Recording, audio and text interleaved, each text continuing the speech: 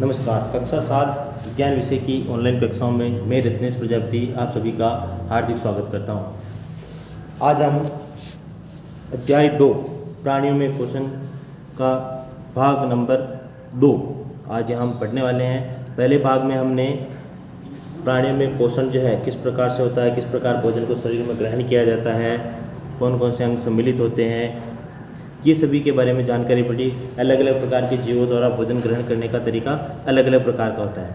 आज हम इसके अंदर पढ़ने वाले हैं मानव में पाचन, यानी मनुष्य जो है, मनुष्य के अंदर जो भोजन ग्रहण किया जाता है उसका पाचन किस प्रकार से होता है। यहाँ पर अपने को एक यह चित्र दे रखा है।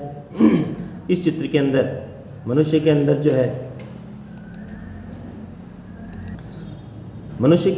पाचन की क्रिया है वह किस प्रकार होती है, कौन कौन से अंग सम्मिलित होते हैं, ये सब अपने को डायग्राम दे रखा है। ये जो अपने को एक डायग्राम दे रखा है, इस प्रकार की संरचना सभी मनुष्य के शरीर में पाई जाती है।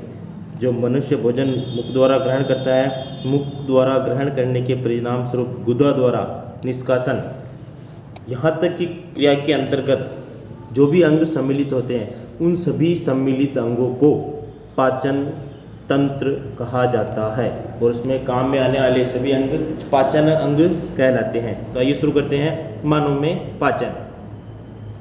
हम अपने मुख द्वारा भोजन का अंतर्ग्रहण करते हैं, यानी मुख के माध्यम से हम भोजन को ग्रहण करते हैं, इसे पचाते हैं, फिर उसका उपयोग करते हैं। आहार का बिना पचा भाग मल के रूप में निष्कासित किया जाता है, यानी जो भोजन हम ग्रहण कर रहे हैं, जो भोजन पच जाता है वह शरीर के लिए उपलब्ध हो जाता है, और जो भोजन पचता नहीं है, जिसकी शरीर को आवश्यकता नहीं है, उसको शरीर से निष्कासित कर दिया जाता है।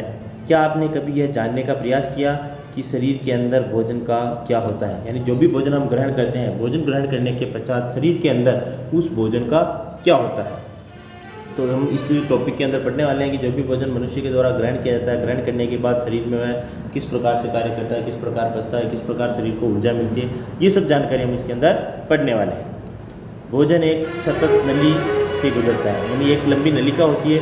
इस नलिका के माध्यम से भोजन जो है शरीर के अंदर प्रविष्ट होता है, जो मुख गुहिका से प्रारंभ होकर गुदा तक जाती है। और यह नलिका जो है मुख गुहिका से प्रारंभ होकर गुदा द्वार तक पहुंचती है। इस नली को विभिन्न भागों में हम बांट सकते हैं। सबसे पहला भाग मुख गुहिका, ग्रास नली या ग्रसिका, आमाशय, क्षुद्रांत, बृहदांत। क्षुद्रांत यानी छोटी आंत, बृहदांत यानी बड़ी आंत, जो मलाशय से जुड़ी होती है, मलद्वार या गुदा।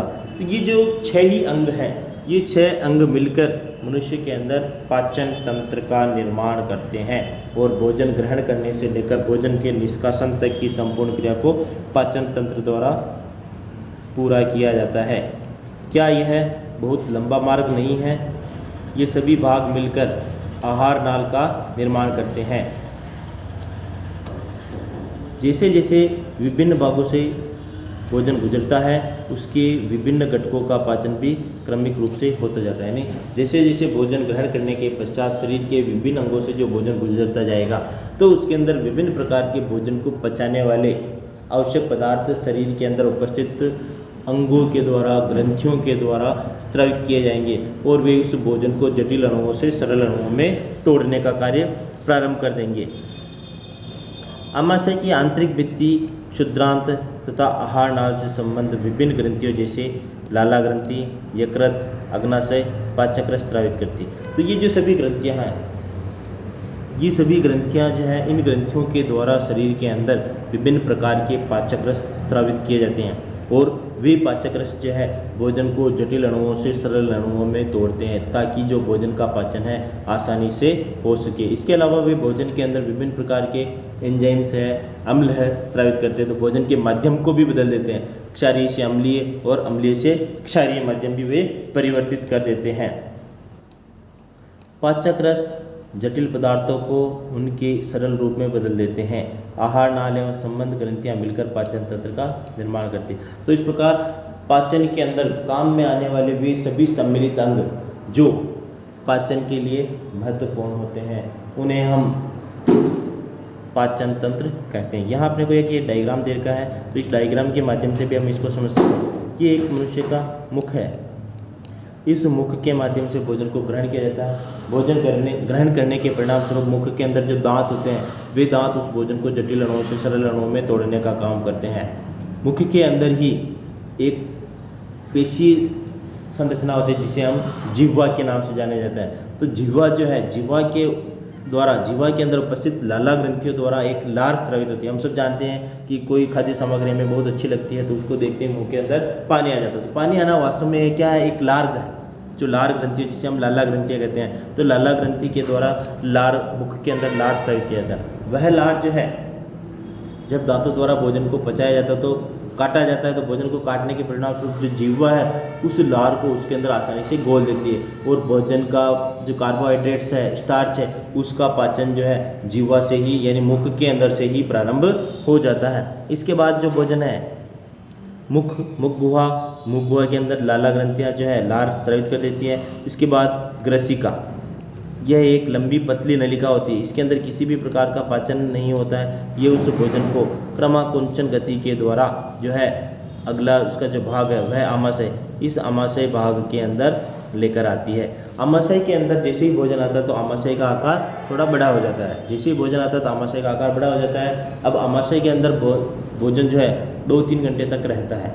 यहाँ पर उसके अंदर जो है विभिन्न प्रकार के एंजाइम स्रावित किए जाते हैं। आमाशय की दीवारों द्वारा हाइड्रोक्लोरिक अम्ल स्रावित किया जाता है जो भोजन के माध्यम को अम्लीय बना देता है। इसके अलावा इसके अंदर पेप्सिन और रेनिन एंजाइम भी स्रावित किए जाते हैं। फिर इसके बाद यहाँ से यकृत से पित्तरस, पित्ताशय से और अग्नाशय से अग्नाशयी रस, वह इस जो सभी है इस आमाशय के अंदर आ जाते हैं। आमाशय के अंदर आने के बाद जो है वे इस भोजन के अंदर जो उपस्थित है कार्बोहाइड्रेट है, प्रोटीन है, वसा है, उनका पाचन प्रारंभ कर देते हैं। यकृत से आने वाला जो पित्तरस है वह पित्तरस वसा का पाचन करता है। वसा जो है कठोर होती है, उसका पाचन संभव नहीं होता तो उसको छोटी छोटी गोलिकाओं के रूप में तोड़ने का काम करती है। आमाशय के बाद से जो भोजन है वह क्षुद्रांत के अंदर यानी छोटी आंत, मनुष्य के अंदर छोटी आंत जो है खूब लंबी होती है, लगभग 7 मीटर लंबी होती है, 7-7.25 मीटर लंबी, 7 से 9 मीटर के लगभग यह लंबी होती है। इसके अंदर जो है भोजन जो है छोटे छोटे जटिल अणुओं के रूप में परिवर्तित हो जाता है और इसके अंदर प्रवाहित होता रहता है। तो इस क्षुद्रांत की आंतरिक संरचना के अंदर छोटे छोटे सूक्ष्म छिद्र पाए जाते हैं। उन रोमों के द्वारा या छिद्रों के द्वारा जो है विभिन्न प्रकार के एंजाइम्स स्रावित किए जाते हैं जो भोजन को पचाते हैं। पचाने के बाद जो पचा हुआ भोजन जो होता है वह छोटी आंत के अंदर जो सूक्ष्म छिद्र हैं उन छिद्रों के माध्यम से उस भोजन को जो पोषक तत्व है उन सभी पोषक तत्वों को अवशोषित कर लिया जाता है। ये दिख रही है अपने को, ये एक छोटी आंत है, ये है इस प्रकार की जो संरचना ये है, ये इस प्रकार इसके अंदर फंसी हुई रहती है और इसके अंदर जो भोजन पच जाता है, पचने के बाद उसका अवशोषण प्रारंभ कर दिया जाता है। शेष जो अपचित भोज्य पदार्थ होता है उसको इस बड़ी आंत जो वृद्धांत्र है उसके अंदर उसको भेज दिया जाता है। यहाँ पर शेष जो अवशिष्ट पदार्थ जिसमें आवश्यक पोषक तत्व होते हैं उनको ग्रहण कर लिया जाता है और ग्रहण करने के बाद अब अंत में जो अवशिष्ट पदार्थ बचता है जिसकी शरीर को किसी प्रकार की आवश्यकता नहीं होती उसे जो गुदा द्वार है उस गुदा द्वार तक मलाशय के अंदर भेज दिया जाता है। मलाशय उसको गुदा द्वार के द्वारा उसको शरीर से बाहर उत्सर्जित कर देता है। इस प्रकार मुख से लेकर गुदा द्वार तक या गुदा तक जो भोजन ग्रहण करना, पचना और उत्सर्जन करने की जो संपूर्ण क्रिया है उस संपूर्ण क्रिया को हम पाचन कहते हैं और इसमें सम्मिलित होने वाले अंग पाचन अंग कहलाते हैं। ये प्रक्रिया जो है मानव के अंदर होती है। आइए अब हम जानते हैं कि आहार नाल के विभिन्न भागों में भोजन का पाचन, भोजन जो है उसका क्या होता है, किस प्रकार उसका विभाजन होता है। तो नेक्स्ट हम किस प्रकार जो अभी हमने इसके अंदर चित्र के माध्यम से जो थ्योरी देखी है वो हम अगले वीडियो के अंदर पढ़ेंगे। तब तक के लिए धन्यवाद। और हाँ, अगर आपको वीडियो अच्छा लगे तो आप इसको लाइक करें और सब्सक्राइब करें ताकि जैसे ही कोई अगला वीडियो आएगा तो आपको उसकी सूचना मिल जाएगी। धन्यवाद।